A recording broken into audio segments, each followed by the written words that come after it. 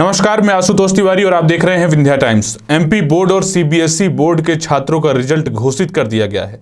इसके बाद अब कॉलेजों में एडमिशन की प्रक्रिया को भी शुरू कर दिया गया है। इसके लिए नई गाइडलाइन भी बनाई जा रही है। मध्य प्रदेश सरकार के उच्च शिक्षा विभाग ने महाविद्यालयों और विश्वविद्यालयों में प्रवेश को लेकर एक नई गाइडलाइन जारी की है। नए नियम के मुताबिक आपराधिक प्रकरण दर्ज होने की स्थिति में छात्रों को दाखिला नहीं मिलेगा। इस आदेश से छात्रों में हड़कंप की स्थिति है और सोशल मीडिया में बवाल भी मचा हुआ है। सरकार के आदेश से अखिल भारतीय विद्यार्थी परिषद एबीवीपी समेत भाजपा के अन्य अनुषांगिक संगठन भी नाराज हैं। भाजपा संगठनों ने सरकार को इस आदेश पर पुनर्विचार करने के लिए कहा है। प्रदेश कांग्रेस अध्यक्ष ने मीडिया समन्वयक नरेंद्र सलूजा ने कहा है कि छात्र राजनीति से राजनीतिक शिखर पर पहुंचने वाले बेतुका निर्णय ले रहे हैं। प्रकरण दर्ज होने पर सांसद विधायक बन सकते हैं, लेकिन कॉलेजों में प्रवेश नहीं ले सकते हैं। सलूजा ने कहा है कि कांग्रेस इसका विरोध करेगी। उच्च शिक्षा विभाग की ओर से यह आदेश पिछले सप्ताह जारी किया गया है। जारी आदेश में एक कंडिका यह जोड़ी गई है कि जिन छात्रों पर आपराधिक मामले दर्ज हैं उन्हें विश्वविद्यालयों और महाविद्यालयों में प्रवेश के लिए पात्र नहीं समझा जाएगा। वहीं मामले ने तूल पकड़ लिया है और उच्च शिक्षा मंत्री मोहन यादव ने कमिश्नर को आदेश वापस लेने के निर्देश भी दिए हैं। उन्होंने कहा है कि लोकतंत्र में छात्र नेताओं द्वारा लोक हितैषी मुद्दों से आंदोलन का प्रकरण दर्ज होते हैं।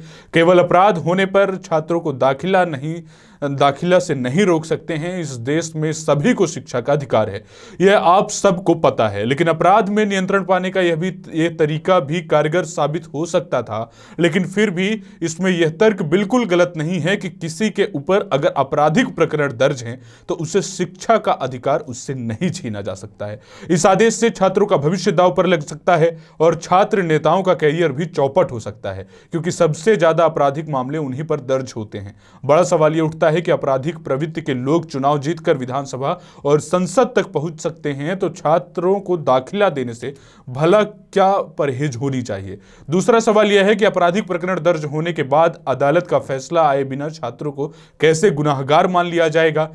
अगर अदालत में उनका गुनाह साबित हो जाता है और वे साबित नहीं होता है और वे बरी हो जाते हैं, ऐसी स्थिति में उनके कैरियर का क्या होगा। या फिर गुनाह साबित हो जाता है और फिर भी उन्हें शिक्षा का अधिकार तो है ही। मध्य प्रदेश में 12वीं कक्षा के परीक्षा परिणाम जारी हो गए हैं। 1 अगस्त 2020 से महाविद्यालयों और विश्वविद्यालयों में उनके दाखिले की प्रक्रिया शुरू होगी। ऐसे करीब 17 लाख छात्र हैं जिन्हें अलग अलग कॉलेजों और संकायों में दाखिला लेना है।